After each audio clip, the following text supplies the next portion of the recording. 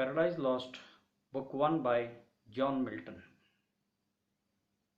John Milton was born in London on 9th December 1608, that is, less than 8 years before the death of Shakespeare. His father was John Milton and mother Sarah Caston. He completed his schooling at St. Paul's and higher education at Christ College, Cambridge. He took his BA degree in 1629 and MA in 1632. While a student, his interest in books kept him out of bed till midnight. For 6 years, he was able to pursue his studies undisturbed, which made him a great scholar. Milton's first marriage with Mary Powell proved unhappy. His second marriage with Catherine Woodcock ended just in 15 months with her death. Early in 1652, Milton lost his eyesight due to heavy stress, and in 1663, after becoming blind, he once again married a third wife, Elizabeth Minshull, 30 years younger to John Milton. His true career began after his third marriage, where he published two of his great epics, Paradise Lost and Paradise Regained, in 1667 and 1671 respectively. It was the ambition of John Milton to write epic poems, and was finally successful in it. He dictated these works to his daughter and realized his talent of writing great poetry, which he had once expressed in his famous sonnet on his blindness. Quote, "One talent, death to hide, lodged with me useless." Unquote. We always say every writer is the product of his age, and in the writings of Milton, two tremendous intellectual and social movements came to a head. The Renaissance is responsible for the rich, complex texture of Milton's style and the multiplicity of its classical references, its wealth of ornaments and decorations. In a nutshell, Paradise Lost, being an epic, tries to encompass the whole of mankind, that is, love, war, religion, hell, heaven, cosmos.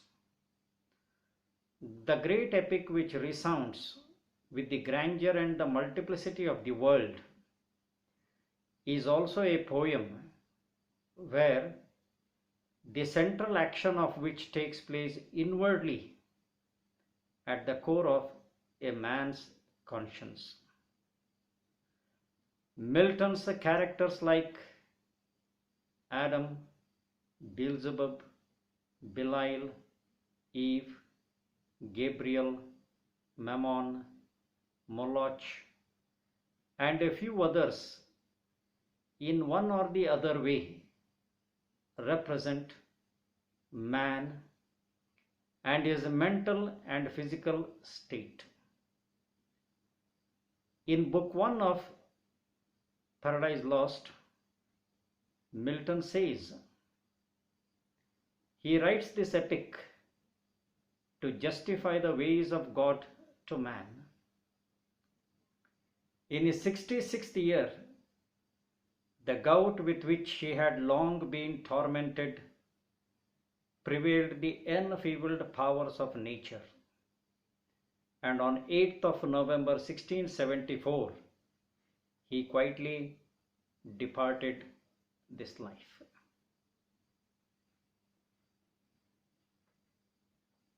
To introduce Paradise Lost, we can say Paradise Lost is an epic poem in 12 books. The subject of Paradise Lost is such that no poet could present it in a manner to satisfy all minds, almost an impossible theme and difficult to handle. What interest it has lies not merely in the fortunes of Adam and Eve, but a projected future interest in the fortunes of the human race, yet to be born as first man and first woman in the form of Adam and Eve. Milton has beautifully managed the interplay of human and supernatural, but more successful with the fallen angels.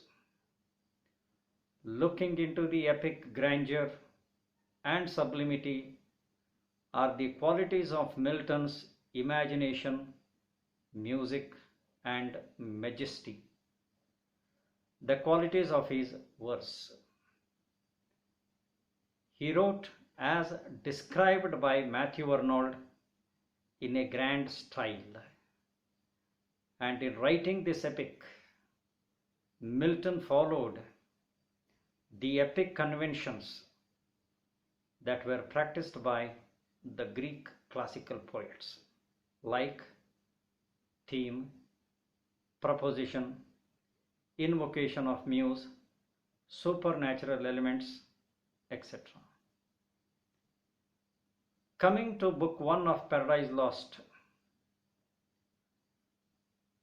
the epic poem opens with the statement of subject, the fall of man, the account of Satan and the rebel angels against God, their banishment from heaven and their plot against the Almighty by dragging down his children Adam and Eve from their state of innocence. And the book closes with description of the land of fire and endless pain, that is hell, where the fallen spirits abide, and the erection of Pandemonium, the palace of Satan.